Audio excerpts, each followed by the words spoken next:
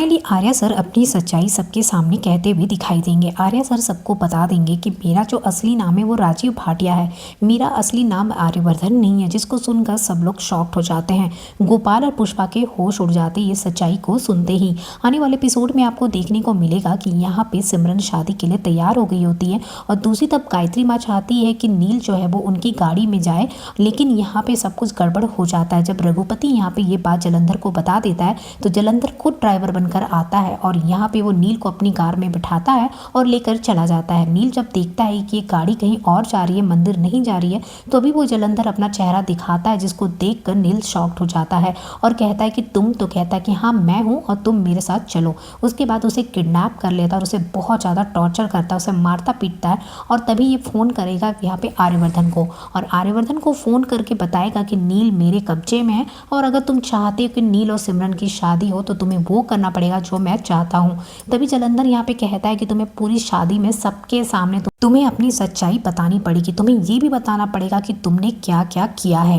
तभी यहाँ पे आर्यवर्धन ये बात सुनकर शॉक्ड हो जाते हैं और तभी यहाँ पे वो परेशान दिखाई देते हैं। तभी वहाँ पे अचानक से अनु पहुँच जाती है। अनु भी ये सारी बातें सुन लेती है। उसे समझ में आ जाता है कि आर्या सर परेशान है और पूछती है क्या हुआ। तो यहाँ पे वो बताते हैं कि मैं परेशान हूँ क्योंकि बहुत बड़ी गड़बड़ हो गई है, नील को किसी ने किडनैप कर लिया है और वो मेरे सामने कुछ कंडीशन रखा है। मेरी जो सच्चाई है राजीव भाटिया वाली वो सबके सामने मुझे बतानी पड़ेगी, नहीं तो वो नील को नहीं छोड़ेगा। तभी यहाँ पे अनु भी बहुत ज़्यादा परेशान हो जाती है। इधर देखेंगे सिमरन और उसकी फैमिली वाले बहुत परेशान हैं कि अब तक नील क्यों नहीं पहुंचा। सब लोग यहाँ कहने लगते हैं कि दुल्हन तो तैयार है, सब कुछ हो चुका है, पर दूल्हा अब तक क्यों नहीं आया है और लोग ताना मारना शुरू कर देते हैं। अनु भी बहुत परेशान हो जाती है और सिमरन को समझाती है और जो भी रस्में होती है वो लोग वहाँ पे कर रहे होते हैं, लेकिन यहाँ पे बार बार अनु का नज़र जो होता है वो नील के ऊपर होता है कि कब नील आएगा और कब यहाँ पे आगे जो भी रस्में पूरी होंगी। तभी आर्या सर सोचते हैं कि अब मुझे ना कुछ करना ही पड़ेगा, नहीं तो सब कुछ गड़बड़ हो जाएगा। तभी आर्या सर अचानक से आते हैं और सबके सामने कहते हैं कि मुझे आप लोगों से एक बात कहनी है। तभी सब लोग शॉक्ड हो जाते हैं कि आर्या सर क्या कहने वाले हैं। तभी आर्या सर बताते हैं कि मेरा जो असली नाम है वो आर्यवर्धन नहीं है, मेरा असली नाम राजीव भाटिया है और मैं चाहता हूँ कि ये सच्चाई मैं आप लोगों को आज बता दूँ, मैं और ये सच्चाई छुपा कर नहीं रख सकता हूँ।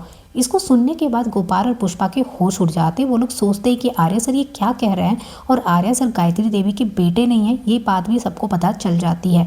पहले यहाँ गोपाल पुष्पा बहुत परेशान होती है सुनकर, फिर यहाँ पे अनु ने समझाती है बुझाती है, उसके बाद वो उनकी बात सुनते हैं और समझते हैं। अनु बताती है कि गायत्री माँ उन्हें अपने बेटे से ज़्यादा मानती है, बस इतना ही फ़र्क है कि वो उनके अपने बेटे नहीं हैं, लेकिन ये बात यहाँ पे सबके सामने आ जाएगी। उसके बाद जलंधर यहाँ पे जो है नील को छोड़ देगा और नील यहाँ पे छूट जाता है ये सारी सच्चाई आने के बाद और फाइनली नील यहाँ पे शादी के मंडप में पहुँच जाता है और यहाँ पे सिमरन और नील की शादी होते हुए दिखाई देगी।